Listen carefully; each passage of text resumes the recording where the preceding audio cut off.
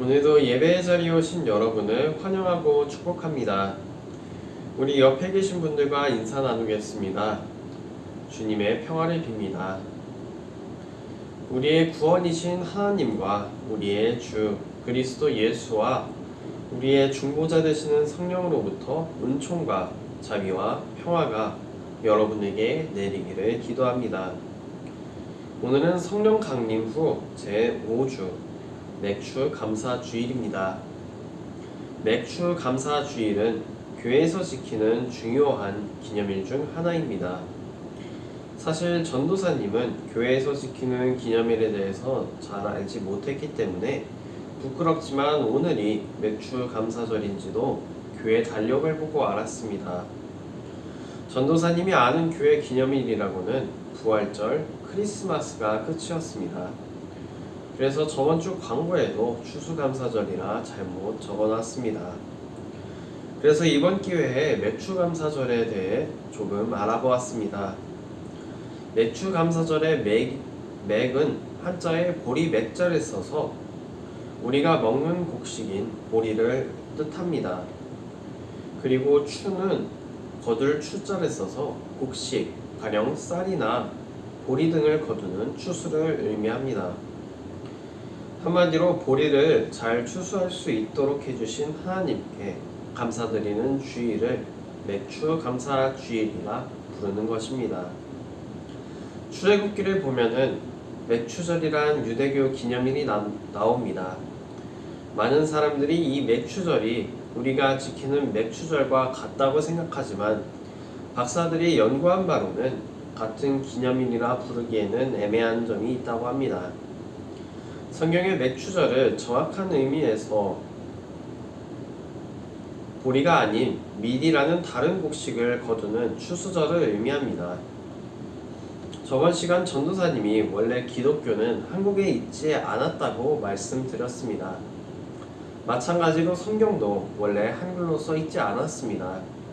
성경은 히브리어와 옛날 그리스어로 기록되었습니다. 그런 성경을 영어로 번역하고 그리고 다시 한글로 번역하는 과정에서 밀이라는 곡식을 보리맥으로 잘못 번역해 생긴 오류일 것으로 추정합니다. 그리고 추수하는 기간상으로도 맞지 않는다고 합니다. 그러므로 한국에서 지켜지는 맥추감사절은 지극히 한국적인 교회의 기념일이라 할 수 있습니다. 번역의 실수가 하나님께 감사드릴 수 있는 은혜가 된 것이지요. 이렇게 하나님께서는 우리의 오류까지도 하나님께 감사드릴 수 있는 것으로 바꾸시는 분이십니다. 2020년이 시작되고 열심히 살아가다 보니 어느새 7월입니다. 제가 애나골에 전도사로 와서 여러분과 함께한 지도 벌써 7개월이 지났습니다. 영창교회 크리스마스 행사 전에 와서 여러분을 처음 만난 게 엊그제 같은데 벌써 이렇게나 지났습니다. 올해는 코로나까지 더해져 더욱 힘든 일상을 보낸 것만 같습니다. 저는 교회에서 전도사로 있지만 사회에서는 아직 대학생입니다. 코로나 없는 2020학년도 1학기였다면 과제가 별로 없어서 시간도 넉넉했을 텐데 코로나 덕분에 온라인으로 강의를 듣다 보니 이번 학기 과제로 낸 종이수만 책 한 권 정도가 됩니다.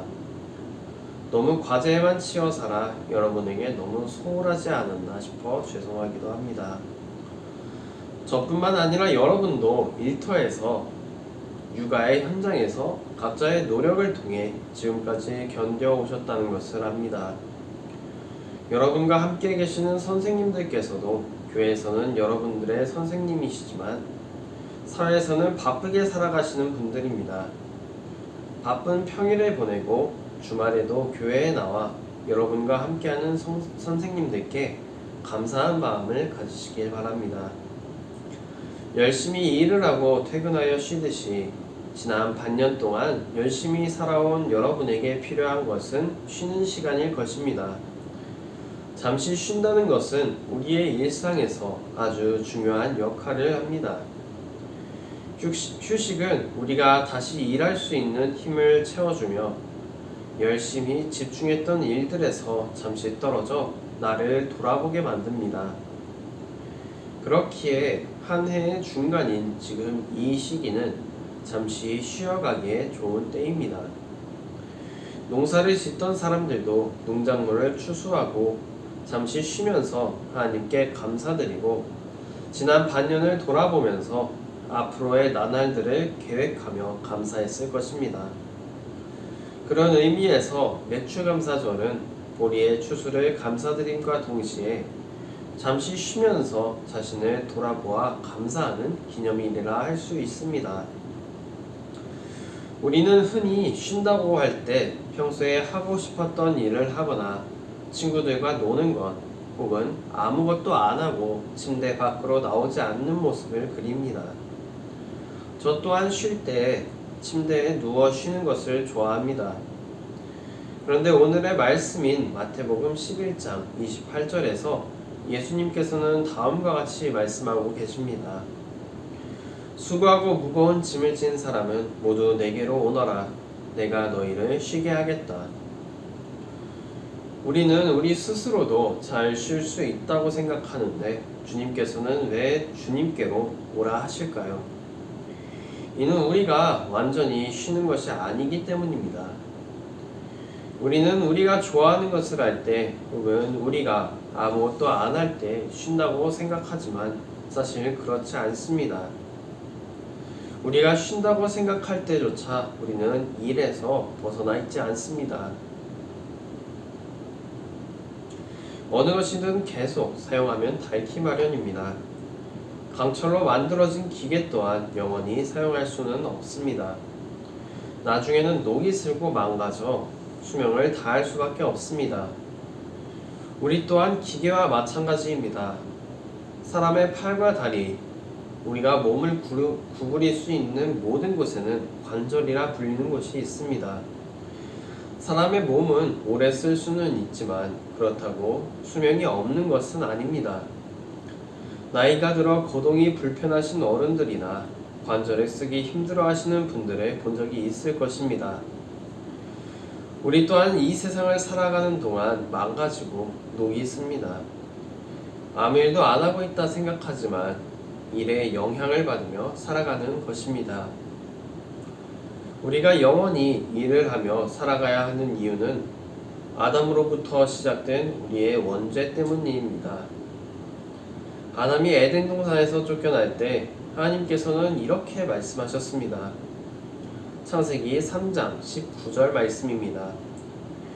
너는 흙에서 난 몸이니 흙으로 돌아가기까지 이마에 땀을 흘려야 나날을 먹으리라. 너는 먼지이니 먼지로 돌아가리라. 이렇듯 우리는 일을 해야만 우리의 생명을 지속시킬 먹을 것을 얻을 수 있습니다. 사람이 먹을 것을 필요로 하지 않는 이상 우리는 평생 일에서 벗어날 수 없는 것입니다. 이렇게 우리가 평생을 수고하고 땀을 흘리며 일을 해야 하는 운명에 놓이게 되었을 때 주님께서 우리에게 휴식의 손길을 내미십니다.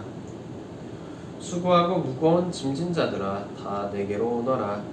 내가 너희를 쉬게 하리라. 주님께서는 우리의 죄 때문에 생긴 노동을 쉬게 해주신다고 말씀하십니다. 이 일이 어떻게 가능하겠습니까? 바로 예수님께서 우리가 짊어진 삶의 짐을 대신 들어주시기 때문에 가능한 것입니다. 주님께서 우리를 위하여 우리의 죄를 대신 짊어지셨기 때문에 우리가 가지고 있던 죄를 내려놓을 수 있었던 것입니다. 그리하여 우리의 육신은 먼지로 돌아갈지라도 우리의 영혼은 자유함 가운데에서 영원한 휴식을 얻는 것입니다. 우리는 자주 힘겨운 삶에 지쳐 쓰러질 때가 많습니다. 그러나 아직 나아가야 할 길은 너무나 멀게 느껴집니다. 그럴 때 필요한 것이 바로 휴식입니다. 그러나 우리가 스스로 휴식을 취하기에는 우리의 죄가 있기 때문에 완전한 휴식을 누릴 수 없습니다. 그러므로 우리는 평생의 일에서 벗어날 수 있는, 우리를 노동으로부터 완전히 구원하실 수 있는 예수님께로 나아가야 합니다. 주님이 주시는 휴식은 다시 앞으로 나아갈 수 있는 힘을 줍니다. 주님이 주시는 휴식은 우리를 돌아보게 만들어 반성하게 하거나 감사할 수 있게 합니다. 주님이 주시는 휴식은 우리를 완전한 안식이신 하나님 앞으로 이끌어 주십니다. 사랑하는 애나꼴의 친구 여러분, 오늘 불렀던 찬양 선하신 목자도 주님께 우리의 완전한 휴식이 있음을 얘기합니다. 나를 푸른 초장과 쉴만한 물가로 내 선하신 목자 날 인도해. 여러분이 지치고 쓰러졌을 때 여러분을 다시 일으킬 힘은 다른 어느 것에 있지 않습니다. 일을 하며 받은 스트레스를 세상의 것들로 해결할 수 없음을 여러분은 깨달으셔야 합니다. 우리를 돌아보게 하고 우리를 다시 일으킬 힘은 오로지 예수님께 있습니다. 여러분께서는 그 선하신 목자께서 우리를 푸른 초장과 쉴만한 물가로 인도하심을 믿으시며 완전한 휴식을 얻으시기를 기도합니다. 주님께서만이 우리의 안식처이십니다.